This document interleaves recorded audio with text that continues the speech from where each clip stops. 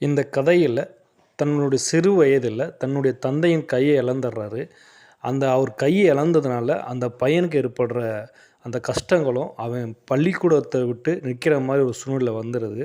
அதுக்கு பிறகு ரொம்ப வருடமா அந்த வேலைக்கு அவன் தொடர்ந்து போய்க்கிட்டு இருக்கான்.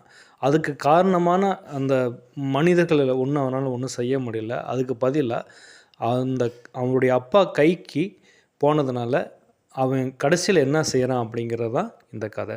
வாங்க வீடியோவில் போய் அந்த கதையை கேட்போம். கந்தக மனங்கள் சிறுகதை.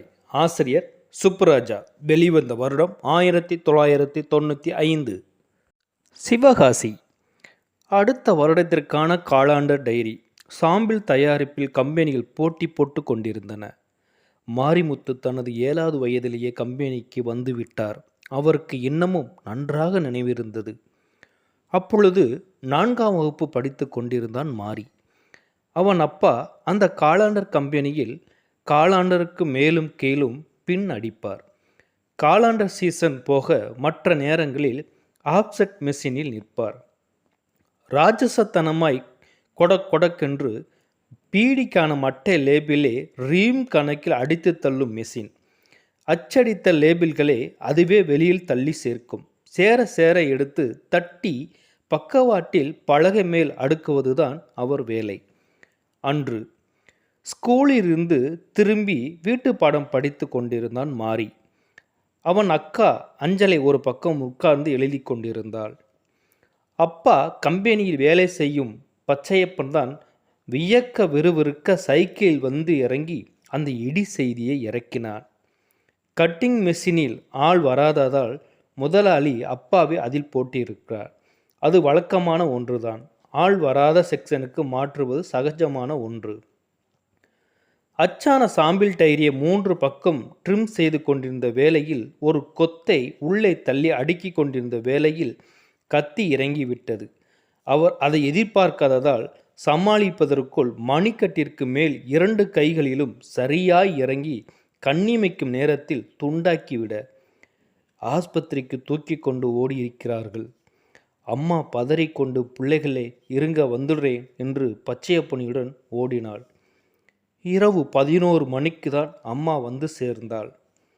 மாரியும் அஞ்சலையும் பயமும் பசியுமாக கொட்ட கொட்ட உட்கார்ந்திருந்தார்கள். அம்மாவின் கன்னம் இரண்டும் அழுது அழுது வீங்கியிருந்தன. மாரிக்கும் அஞ்சலைக்கும் பசி வயிற்றை பிசைந்தெடுத்தது.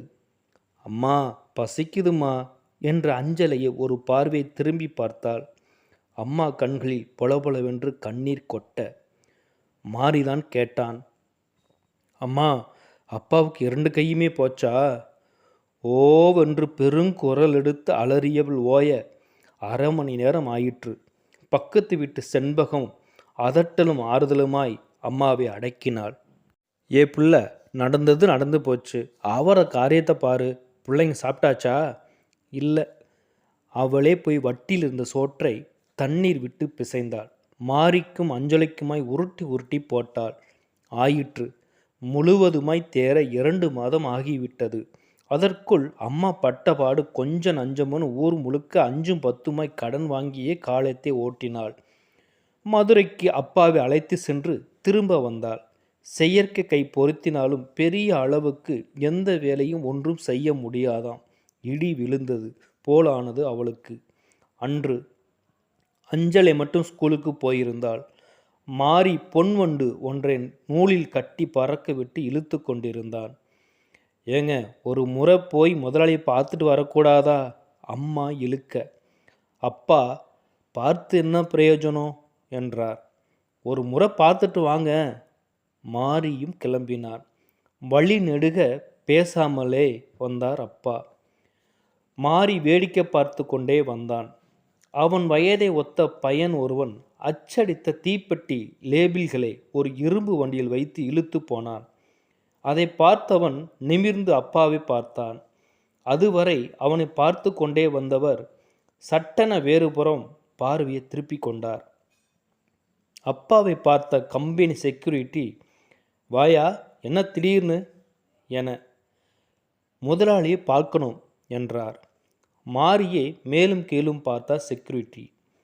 உம்முடைய பையனா? ஆமாங்க. என்ன படிக்கிறான்? டேய் சொல்லுடா. அப்பாவின் பின்னால் மறைந்து கொண்ட மாறி 4 என்றான். மானேஜரிடம் போய் நிற்க, இருப்பா, முதலாளி மெட்ராஸ் பாட்டிக்கிட்ட பேசிக்கிட்டு இருக்காரு என்றான். அப்பா ஒரு ஓரமாய் நிற்க, மாறி கட்டை கையை பிடித்து கொண்டு ஒடுங்கி நின்றான்.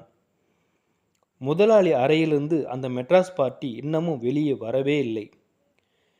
ஃபேக்டரியின் பக்கவாட்டு ஷட்டர்கள் தூக்கி இருக்க அந்த ராட்சச மெஷின்கள் கண்ணில் பட்டன. தடக் தடக்கென்று பெரும் ஓசை எழுப்பி ஒவ்வொன்றாய் அச்சடித்து உமிழ்ந்து கொண்டிருக்க, ஷட்டர் அருகில் ஓரமாய் வயசு பையன்கள் சின்ன சின்ன கவர்களை தட்டி தட்டி அடுக்கி கொண்டிருந்தார்கள். அவர்களை பார்த்து கொண்டே பின்னால் போனான். ஒரு நிமிடம் அங்கிருந்த பாசி படிந்த தண்ணீர் தொட்டிகளில் கைகளை அலைந்தான். அப்பா இன்னும் மேனேஜர் அருகிலேயே நின்று கொண்டிருந்தார். என்னடா போனியா? என்றான்.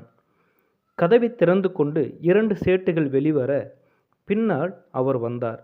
கண்ணில் தங்க பிரேம் போட்ட கண்ணாடி. அவர்தான் முதலாளியாய் இருக்க வேண்டும். அந்த சேட்டுகளிடம் ஆங்கிலத்திலும் ஹிந்தியிலுமாய் மாறி மாறி பேசினார். அவர்கள் கடைசியில் அச்சா நமஸ்தே என்றபடியே கிளம்பி போனார்கள். முதலாளி அறைக்குள் போக மேனேஜர் அப்பாவிடம் போயா என்றார். அப்பா மாரியின் கையை பிடித்து கொள்ள வேண்டுமென்று விரும்பினார் போலிருக்கிறது. கட்டை கை மாரியின் தோள் பட்டையில் முட்டி நின்றது. மாரியுடன் அப்பா அறைக்குள் நுழைந்தபோது பீரோ அருகில் நின்று பணக்கட்டு ஒன்றை எண்ணிக்கொண்டிருந்தார். பீரோவில் அதை வைத்து பூட்டிவிட்டு திரும்பி சீட்டுக்கு வந்தார். என்ன வைரம், எப்படி இருக்கீங்க? ஏதோ இருக்கேன் முதலாளி.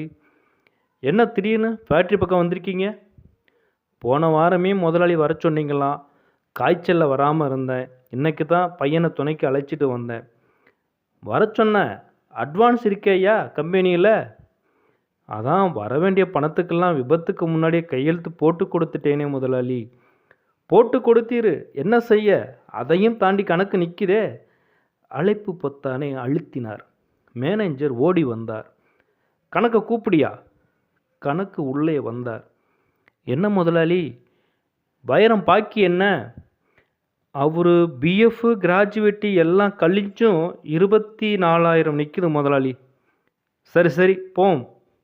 கணக்கு போனார். அப்பா முதலாளியின் முகத்தையே பார்த்து கொண்டிருந்தார். மாறி அப்பாவையே பார்த்து கொண்டிருந்தான். கேட்டீர்களையா, 24 பாக்கி இருக்கு, எப்படி கட்ட போறீர்?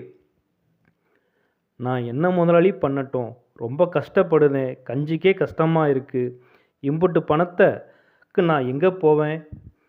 அப்பா காலத்திலேருந்து இங்கே தான் முதலாளி இருக்கேன். எல்லாம் சரியா, நானும் அம்புட்டு துட்டையும் வாங்கி செலவு செய்தேன். நீர் தானே சாவு கல்யாணம் கார்த்தியா அப்படி இப்படின்னு வாங்கினீர். திடீர்னு இப்படி ஆயிடுச்சே முதலாளி. அப்பா 2 கட்டை கைகளையும் முதலாளி முன் நீட்ட மாரிக்கு அழுகை முட்டியது. என்ன செய்ய சொல்லுதீரு? ஏதாவது கொஞ்சம் பணம் கொடுத்தீங்கன்னா நல்லா இருக்கும் முதலாளி. என்ன விளையாடுறீரா? ஏற்கனவே பாக்கி இருக்குங்கிறேன், பணம் பணம் உசுரை வாங்குறீரே. மட்ட லேபிள் தான் கம்பெனியில் அடிக்கிறோம், நோட்டு அடிக்கிறோம்னு நினச்சிட்டீரா?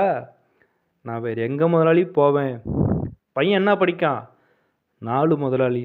எத்தனை பசங்க உமக்கு? 2 பேர் முதலாளி. அவன் என்ன படிக்கான்? அது பொண்ணு முதலாளி, 5 படிக்குது. பணத்தை எப்படி கட்ட போறீரு? கந்தக பூமி, மழையில்லாமல் காய்ந்து போன கந்தக பூமி போலவே முதலாளியின் மனசும். மாறி அப்பாவையே பார்த்து கொண்டிருந்தான். முதலாளி ஒன்று சொல்லணும் ஐயா, பையனை இங்கேயும் பொண்ணை நம்ம பட்டாசு கம்பெனிலையும் சேர்த்துக்கிட்டதேன். வாரம் 70 ரூபா கூலி கொடுக்க சொல்லுதேன். என்ன சொல்கிறீரு? நான் என்ன முதலாளி சொல்ல? மாரிக்கு திக்கென்றது. அப்பா முகத்தையே பார்த்து கொண்டிருந்தான். அழைப்பு மணியை அழுத்தினார் முதலாளி. மேனேஜர் வர கணக்கை கூப்பிடியா என்றார். வந்தான். என்ன முதலாளி? வைரம் பையனை இங்கேயும் பொண்ணை பட்டாசு கம்பெனிலையும் போட்டிருக்கேன். வாரம் 70 சம்பளம். வைரம் பாக்கி 24ஐயும் 2 பேர் கணக்குலையும் ஏற்றிடும். வாரம் வாரம் 20 ரூபா பிடிச்சிடும். முதலாளி சொல்லி கொண்டே போக மரம் மாதிரி நின்றார் அப்பா. என்னையா புரியுதா? சரி முதலாளி, எழுதிக்கிறேன். கணக்கு போக முதலாளி அப்பாவை பார்த்தார். என்ன சரிதானே? வேற என்ன பண்ண? அப்பா இன்னமும் மரமாய். பட்டாசு கம்பெனி பஸ்ஸு 7 மணிக்கு பஸ் ஸ்டாண்டு கிட்ட நிற்கும், கேட்டுக்கிடும். சரி முதலாளி, அப்பா சொல்ல. மாரிக்கு கண்களில் குளம் கட்டியது. சரி கிளம்பும். அப்பா வெளியில் வர பின்னால் வந்தான் மாரி. கணக்கு ஒரு 50 ரூபாய் வேணும். கணக்கு 50 ரூபாய் நோட்டு ஒன்றை எடுத்து நீட்ட, வாங்கிக்கடா என்றார். மாரி கையை நீட்டி வாங்கி கொண்டான். வீட்டுக்கு வந்ததும் அம்மாவிடம் அப்பா விவரம் சொல்ல, என்ன இப்படி பண்ணிட்டீங்க என்றாள். அப்பா ஒரு மூலையிலும் அம்மா ஒரு மூலையிலும் உட்கார்ந்து அழ, மாரி அம்மா அம்மா என்று இழுத்தான். வார்த்தைகள் ஏதும் வெளிவரவில்லை. மறுநாள் மாரி அச்சாபீஸுக்கும் அஞ்சலை பட்டாசு கம்பெனிக்கும் போய் தினசரி போஸ்டரில் குழந்தைகள் தினம் பிரதம பேச்சு என்றிருந்தது. மாரிக்கு பழைய நினைவுகள் மனதை அரிக்க கண்களில் லேசாய் கலங்கள். லேபில் அடுக்கிக் கொண்டிருந்த மாரியின் காதுகளில் செக்யூரிட்டி அறையிலிருந்து சாப்பாட்டு மணி அடித்தது கேட்டது. ஒவ்வொருவராய் தூக்கு சட்டியை தூக்கி கொண்டு போக பார்த்து கொண்டே நின்றார். ஆப்செட் மெஷினி மூச்சை நிறுத்தி ஓரமாக வைத்திருந்த தூக்குச்சட்டியை கையில் எடுத்து கொண்டார். திறந்து பார்க்க உள்ளே தண்ணீர் சோறும் மேலே 2 வெங்காயமும் மூடி தூக்கியபடி வெளிவர கண்ணில் பட்டது அந்த கட்டிங் மிஷின். சுற்றும் முற்றும் பார்த்த மாரி யாரும் தன்னை பார்க்கவில்லை என்று உறுதி செய்து கொண்டு ஆய்ச்சென்ற வாயில் எச்சிலை கூட்டி மேல் தள்ளி காரி மிஷின் மேல் உமிழ்ந்தான்.